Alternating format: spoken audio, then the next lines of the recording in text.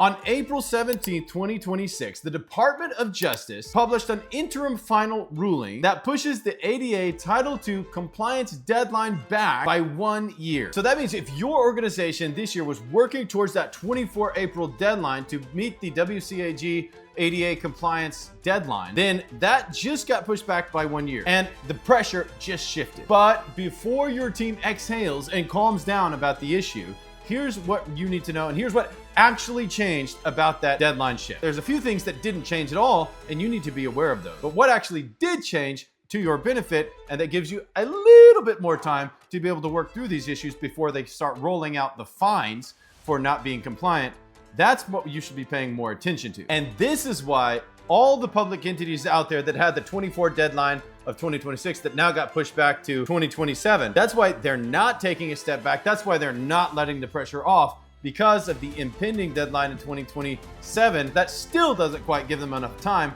to be able to become fully compliant unless they work with an incredible service provider like my company, Taika Translations.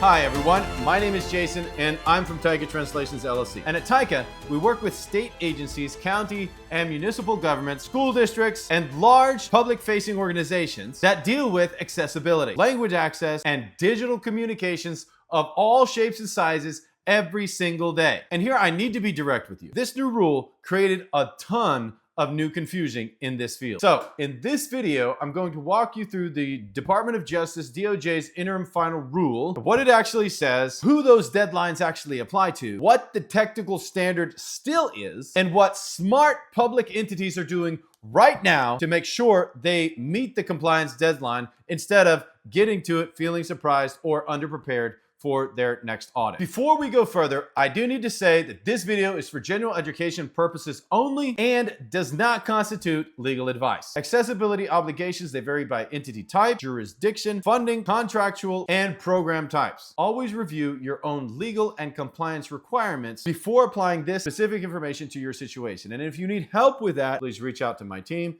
We can help you move forward in finding what you need to know, who you need to be connecting with in your organization in order to be able to make sure that you're compliant. And if your organization is trying to understand the depth of your compliance or the comprehensiveness of what you need to be paying attention to in order to be able to ensure that you are compliant by the deadline, then reach out to my team at taikatranslations.com. We can help you to provide the entire audit for what's currently going on, bar you're currently being held to, and make sure you understand the exact things that have to be brought up to par by the deadline next April. And in addition to that, you can go to our website right now at taikatranslations.com, check on the accessibility page, and we have a free PDF checker where you can go and you can check if you're posting stuff online right now. And that's one of the biggest problems is people, as entities, are continuing to post stuff all the time and generate new content. And all that new content has to be ADA compliant. And so if you're generating new content, go to our website right now at taikatranslations.com, find the free PDF checker on our website, and you can check the PDF information or the current PDFs that you have that are going online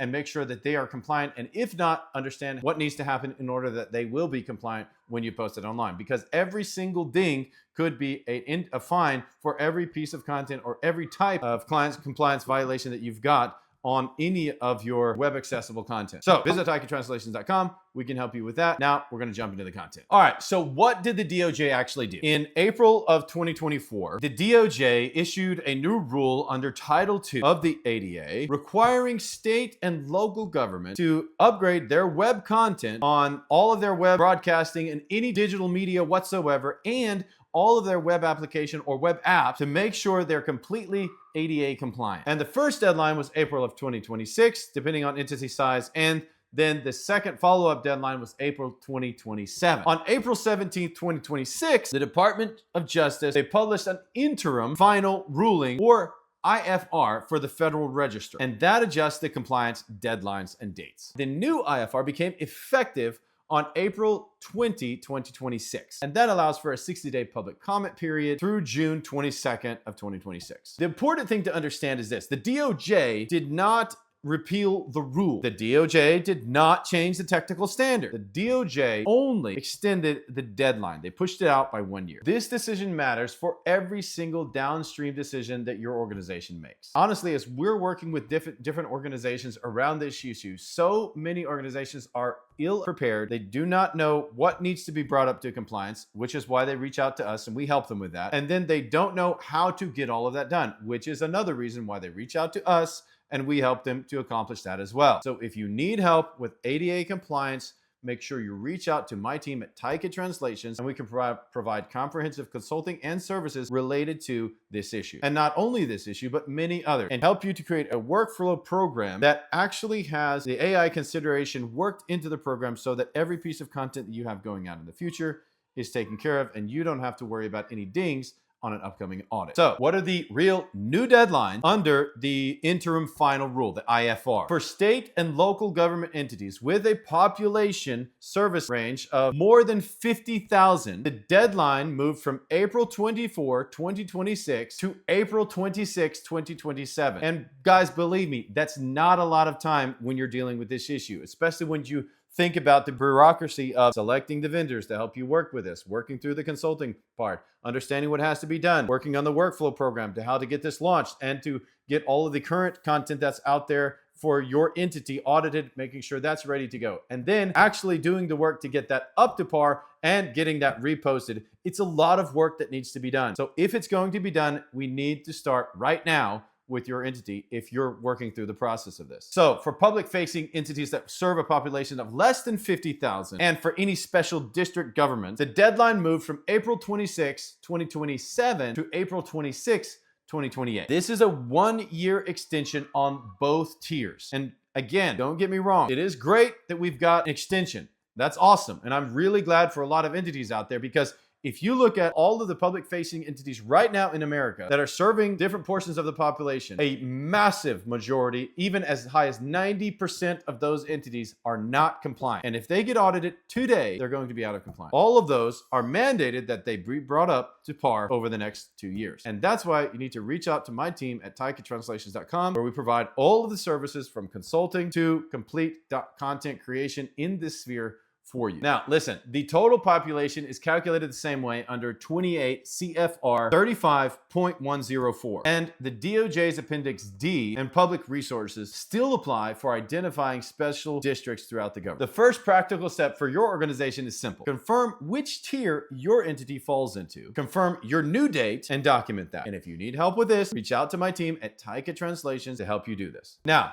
this next part is vital. What did not change? This is the most critical part that a lot of entities are missing. In fact, not long ago, in my home state of Texas, a large amount of entities that were audited got massive fines imposed upon them because they were not up to standard. Now, the technical standard did not change. Covered web content and mobile apps still need to meet Web Content Accessibility Guidelines, WCAG, version 2.1 and level AA. The scope did not change. This rule applies to websites, mobile apps, and all digital content provided by state and local government, including through contracts, licensing, and other arrangements with private vendors. The exceptions did not get broader. The same narrow exceptions still applies for archived content, certain pre-existing conventional electronic documentation, third-party content, and undue burden or fundamental alteration. These exceptions are interpreted very narrowly. Entities should not treat these as broad escape hatches because when it comes down to an audit and that auditor interprets the instructions in a specific way, there's no arguing with it, and there will be fines imposed for those who haven't complied. And the other legal obligations also didn't change. Section 504 of the Rehabilitation Act still applies to recipients of federal funding. Existing state-level accessibility laws are untouched. Private ADA Title III lawsuits, OCR complaints, and DOJ enforcement actions continue to proceed under existing legal framework. And this is the key, guys. The underlying ADA obligation to provide accessible programs and services has existed for decades. And the 2024 rule, it didn't invent that obligation. What it did is it gave a specific technical standard and a specific timeline for when that standard had to be met. And that's kind of the problem. Pushing the timeline back does not push the underlying obligation back. That's where a lot of organizations are kind of scrambling right now to try to meet those new deadlines. Here's why you should not slow down on this issue. Very important. Again, about 90% of the public-facing organizations around the US right now are not compliant. We're hoping to help all of you bring that compliance up to standard by the time the new dates roll around. But obviously, there's a lot of organizations out there, and we can help a lot, but not everyone. Here are 5 reasons that the strongest public entities are maintaining momentum around this issue. Reason number 1,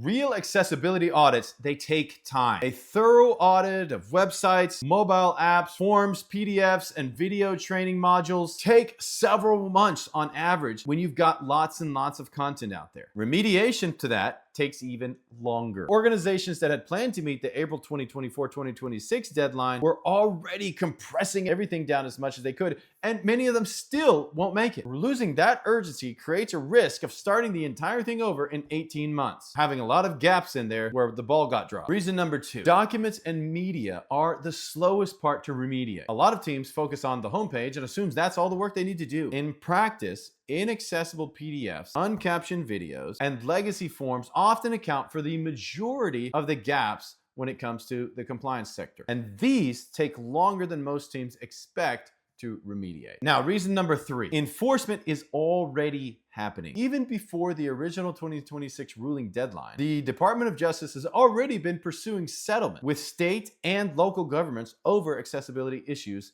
in their program. Pending lawsuits from residents using screen readers have moved forward regardless of the future deadline. The extension does not retroactively protect your current posture. That's the bad news. Now, reason number 4, procurement cycles can be long on this stuff. That's why if you hold a NASPO contract or you have a state contract, our company has a state contract for your state, then you're in luck because you can reach out to my company at taikatranslations.com today and we can help you start the process of getting yourself fully compliant by the deadline. If your entity buys a new website platform, forms, a system, document workflow tool, the procurement process, implementation, and training easily exceeds a 12-month period. Starting that cycle late in 2026 makes 2027 nearly impossible. And reason number 5, vendors are repricing right now. Vendors watching this space are already adjusting pricing based on the demand that we're seeing and their capacity for public sector accessibility work. Waiting means a higher cost, not a lower one. Those are the 5 reasons that this needs to happen for your organization right now. Now, because my company Taika Translations is a NASPO service provider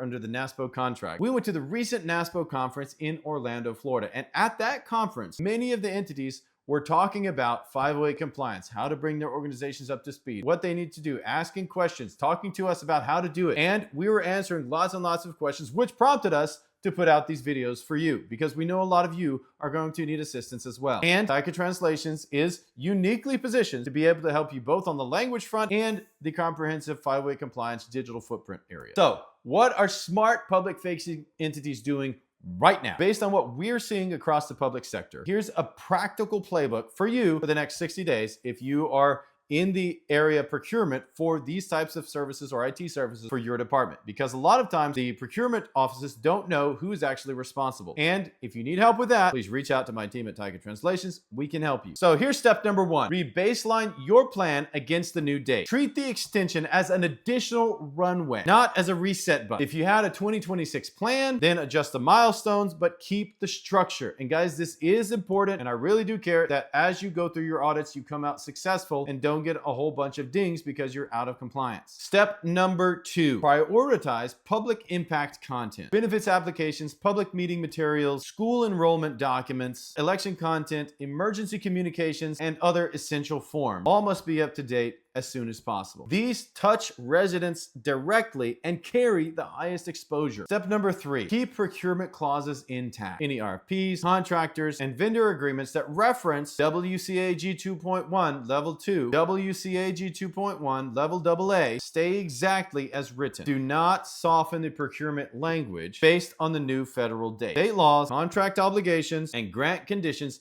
may still require earlier accessibility. Step 4, formalize governance. Identify who owns accessibility across these different sectors. So basically documents, videos, training videos, procurement, translation, language access, other types of portals and fillable forms, and content that people interact with on a daily basis on your site or with your team. If nobody owns it, nobody will maintain it. And step number 5, document your progress. An extended timeline is not a defense against a lawsuit that's filed today. Written evidence of ongoing, in good faith remediation work continues to matter a lot. So make sure that we start to document the process today and move forward. And if you need help with any of this stuff and the implementation of it, reach out to my team at taikatranslations.com today and we can help. Why does this matter for vendors and contractors? If your company provides digital services, platforms, documents, or content to state and local governments, the extension does not reduce your exposure either. Public entities continue to flow accessibility requirements through their procurement processes and contracts. Certification, testing, and remediation obligations tied to contracts remain enforced